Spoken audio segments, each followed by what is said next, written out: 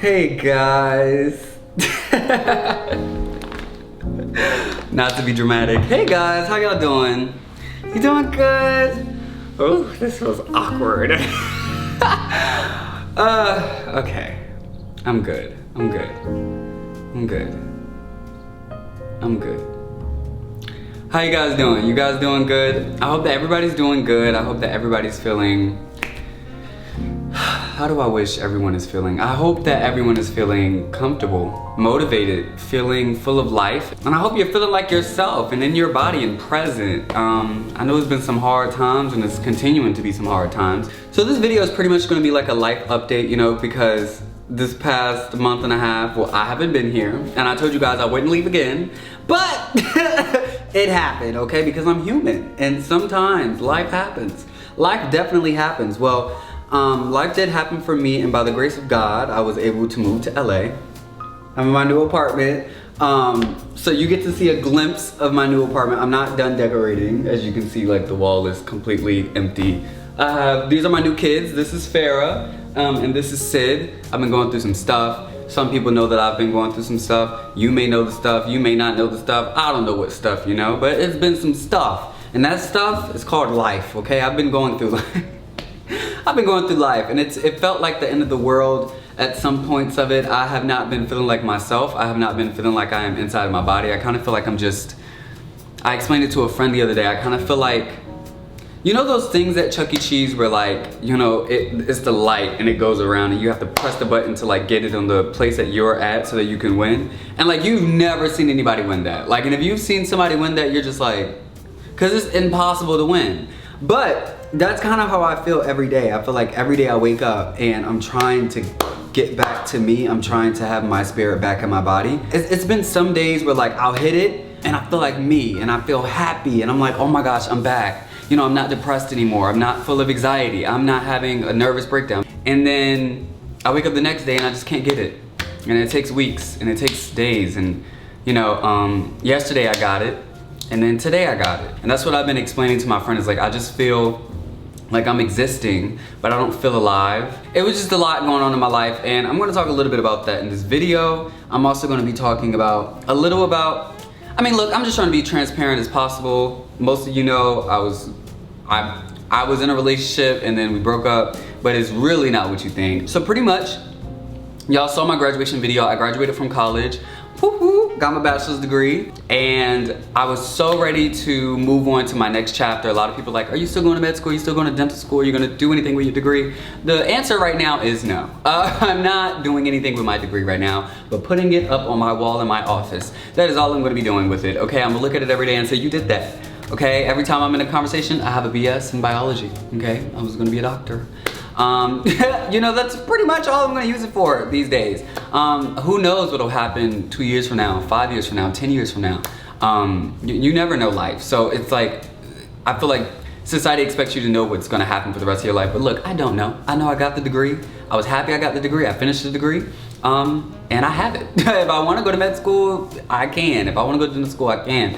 But I'm not doing that right now. And so after I graduated, my only goal then was just to move to LA. I had been searching for apartments for like, I'm not even exaggerating, a year. And I know that sounds stupid. That's just the type of person I am. I told you guys in my other video about losing control and everything.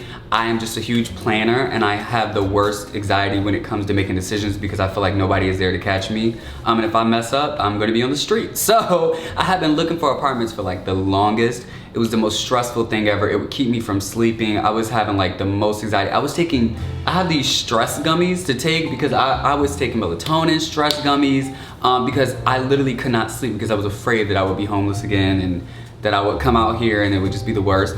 And that happened. That happened. Yeah, it did happen. Long story short, I moved to LA on May 28th. And so,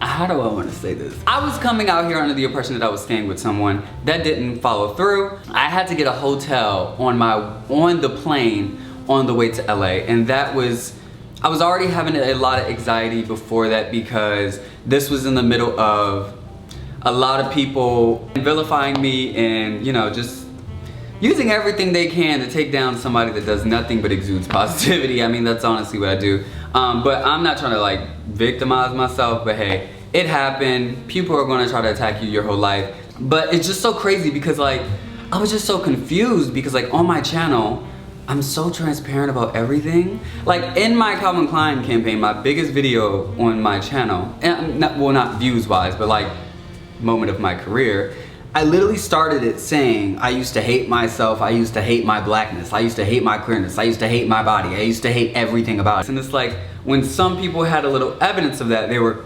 confused. It's like people thought I was just saying it to be cute, and they thought that like, I don't know, maybe they thought it was just like a cute thing to say. That's the funny thing about growth, is like people, after you've grown, people love you. You know, people see you here. You know, they love you, they see you. But when you tell people how far you've come, or like, you know, who you used to be, like, they're just like, oh, that's a great story. You did like, wow, I could never see that. I could never see that. But it's like when they see it, then they're scared.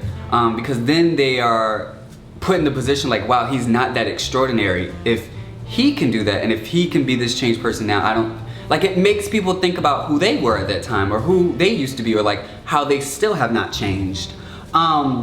But I'm not getting all into that. I'm just gonna say, that was the root of my depression for a very, well, that's what triggered it, because I was really happy from graduation, and then in a moment where I was really happy, I was like on top of the world. You know, I don't even want to say the devil, because I think this was all God's plan. I think God did all of this on purpose. I really do. I think I was on top of the world, and God had to put me back on the bottom because he knew I was starting a new chapter. And when you start a new chapter, you gotta hook them at the beginning, okay? God put that hook in my tongue.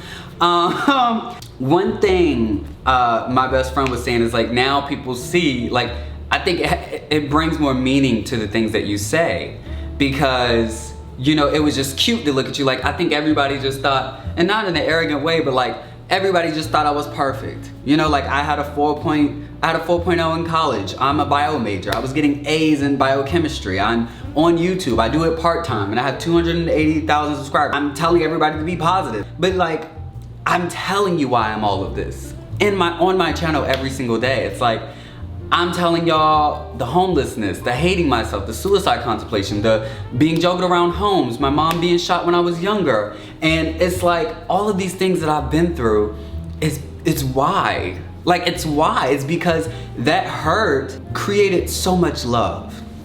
And that's what I said. You know, my journey of self-love started with hatred. And I meant that. I don't know. I just thought that people believed me. And I think now it gives more meaning. It gives more purpose. Just last week was when I finally felt like me again. Like I hit it, you know, like the Chuck E. Cheese. I hit it back on me, because I was reminded, I asked myself what my purpose was. And so I reminded myself of my purpose, and how using my experiences, everything I've been through is what made me who I am today, is what's given me the confidence to be on this camera, the confidence to be transparent, the confidence to be vulnerable. What helps me make other people feel so comfortable when they speak to me. On and off camera, people just open up to me, they feel comfortable, and just empathizing with people, helping people grow, helping people see themselves, helping people see me so then they could probably think about themselves. That is my purpose. I just want to help, and that's always been what I wanted to do, is just help people. I love making people feel comfortable and happy and positive and feeling better about themselves, because I used to be all of the things that you would be scared of, I promise you. And so that's my purpose. And when I reminded myself of that, I started thinking like, why?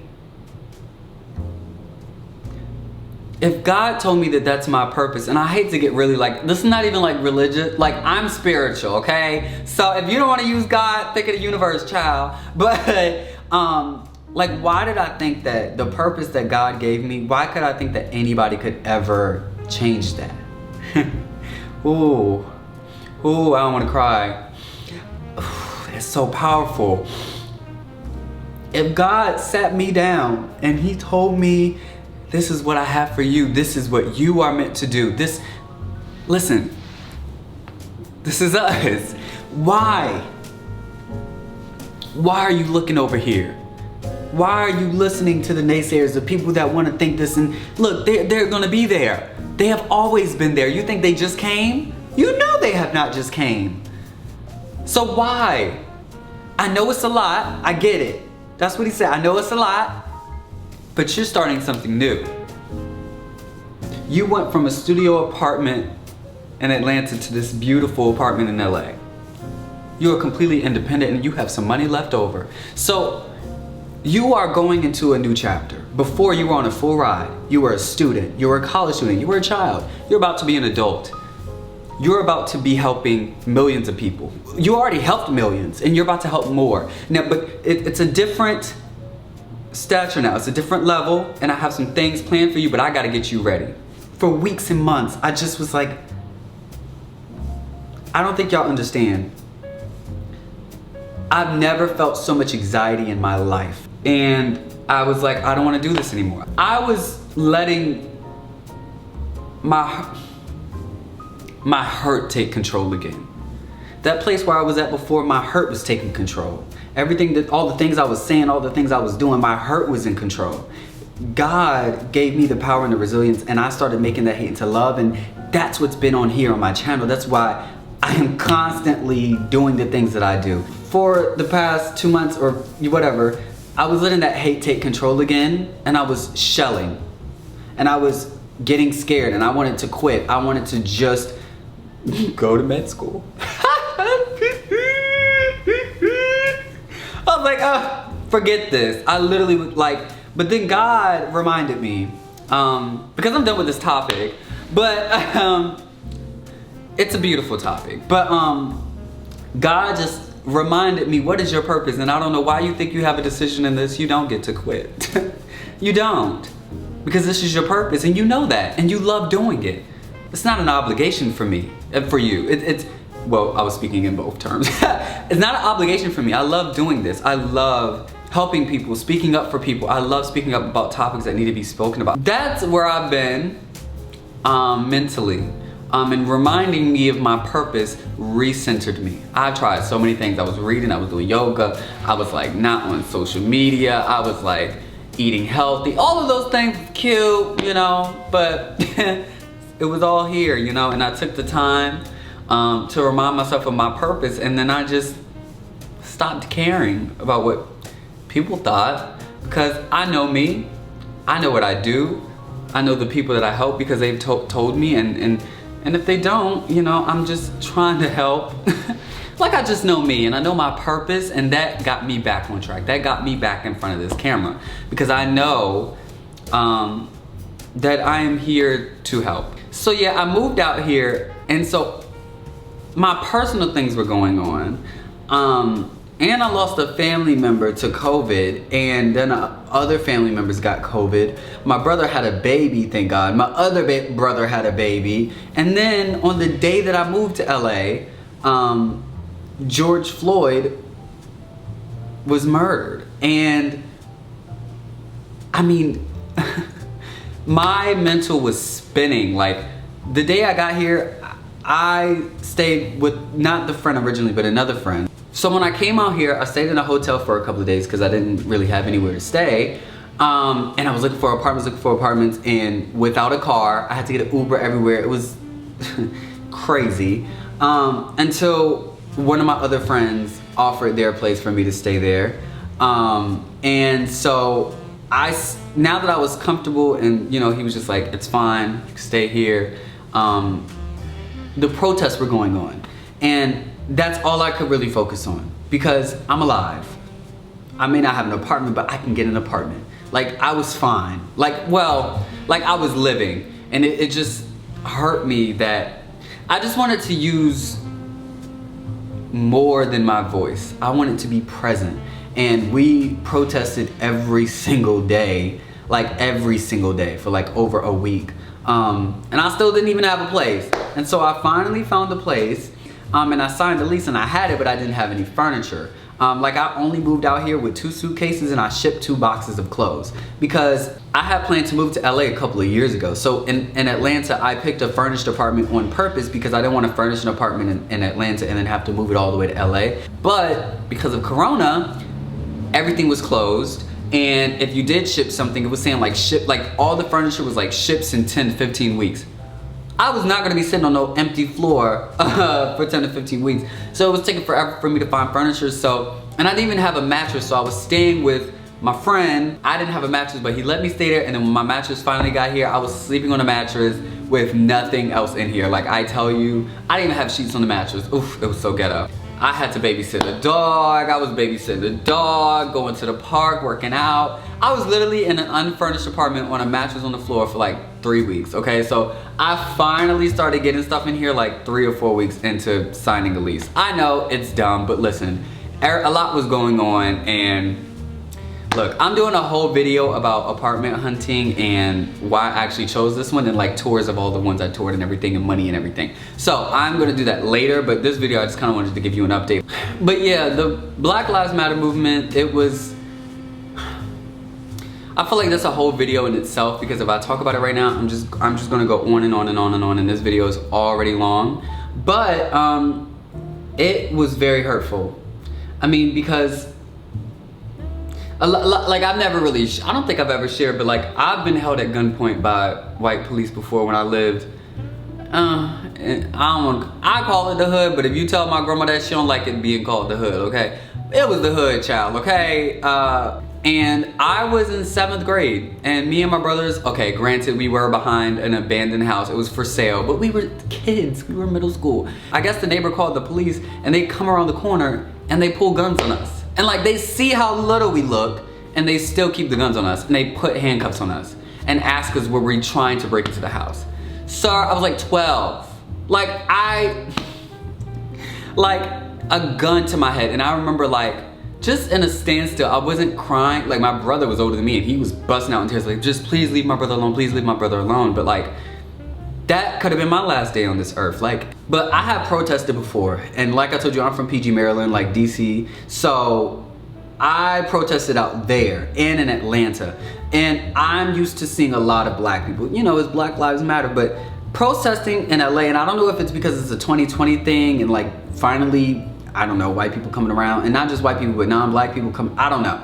But I had never seen so many non-black people show up like that and be so vociferous, like so passionate. Like they were like, black people in the middle, white people on the outsides. I don't want to see any black people on the outside. You use your privilege to protect. I mean, I was like, whoa, okay, whoa, okay, wow, y'all are here. Okay, I just thought that, you know, y'all was gonna show up, but they was showing out. And I mean, the signs, the screaming, I mean, they were the ones. I mean, granted, it was cute sometimes, but other times they were the main ones like looting and breaking windows. And I remember this one white guy like broke a window while we were peacefully protesting. And the white girl was like, are you fucking kidding me? They're not going to come and arrest you. They're going to go and get the black people. Why would you do that? You're putting them in danger. I mean, before I could even speak, I was proud. I'm just gonna say that I cried every day. Every day I protested, I cried, because I remember being with my friend and he was just like, wow, our ancestors would not believe it. I'm gonna cry just thinking about it. Y'all, I have been crying the most I have in my life. Like, this is nothing. I usually stream, but every time I talk about this, like, our ancestors would not believe this. Like, I don't know, it was refreshing to me. Yeah, so that was that. And I mean, every company was saying Black Lives Matter, and I think that was just to save face, honestly. We gonna see if they still matter to them in 3 months. But that was that.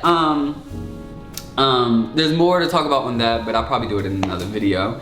I mean, and on top of all of that, I mean, the breakup. I mean, I broke up, well, we broke up a couple of months ago before I even, well, without getting into too much detail, girl, just know it wasn't malicious. Just know it was not a bad breakup. It wasn't a bad breakup, okay? It was just we're in different places, and yeah. It's really all it was. I'm not lying. I'm so serious. You know me. Like, come on. There's no reason to lie. If it was bad, I wouldn't be talking about it. Just know that, okay? And y'all know that. Y'all know I barely want to talk about it right now, okay? Because I try to keep, like, I share a lot on my channel, And I was like, yeah, I did share pictures here and there and I'll always delete them after. But like I always try to keep like some sense of privacy for some things that I have to keep to myself. There's some things I have to keep for me.